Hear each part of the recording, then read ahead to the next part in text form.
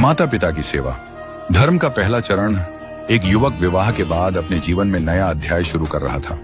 प्रेम, विश्वास और नई जिम्मेदारियों से भरे इस रिश्ते में सब कुछ अच्छा चल रहा था, पर धीरे धीरे उसकी पत्नी को लगने लगा कि उनके घर में माता पिता का हस्तक्षेप अधिक हो रहा है। एक दिन उसने कहा, अगर आप मुझे प्यार करते हैं तो अपने माता पिता को अलग कर दीजिए, हम अकेले रहें। यह सुनकर युवक चुप हो गया।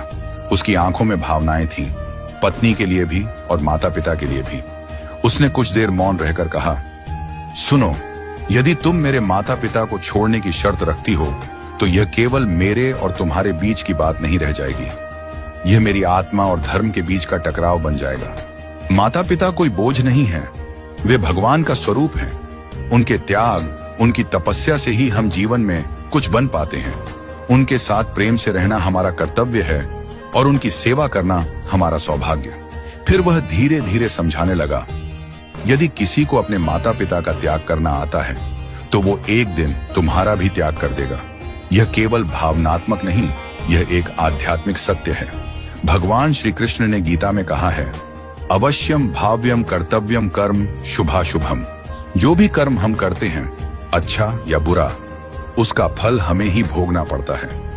यदि माता पिता की सेवा को बोझ समझा तो जीवन में पुण्य नहीं, दोष जुड़ेगा। उसने पत्नी से बड़ी विनम्रता से कहा, तुम्हारे पास अधिकार है मेरे प्रेम पर, मेरे जीवन पर माता पिता की सेवा पर दबाव नहीं डाल सकती। यह मेरा धर्म है, मेरा सौभाग्य है। और माता पिता को लेकर उसने कहा, अगर कभी माता पिता भी कठोर हो जाएं, कुछ कठोर शब्द कहें, तो भी सेवा नहीं रुकनी चाहिए।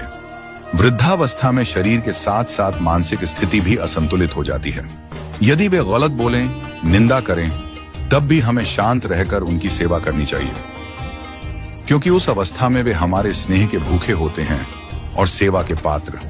फिर उसने बड़े ही सुंदर शब्दों में कहा, अगर माता पिता आज स्वस्थ हैं, खुद खाना पीना कर सकते हैं तो ठीक है, हम दूर से देख लें। लेकिन जब वे निर्बल हो जाएं, चल ना सकें, बोल ना सकें, तब हमें उनका सहारा बनना है, उनकी छाया नहीं छीननी। अगर घर में 3 बेटे हैं तो तीनों को समान रूप से सेवा करनी चाहिए।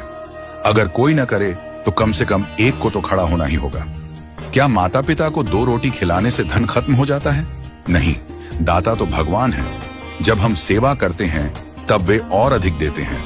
फिर उसने एक आखिरी बात कही जिससे उसकी पत्नी की आंखें भी नम हो गईं। पुंडरीक जी ने माता पिता की सेवा की थी और भगवान विट्ठल रात्रि में स्वयं दर्शन देने आए थे। जो माता पिता की सेवा करता है उसे भगवान की प्राप्ति निश्चित है।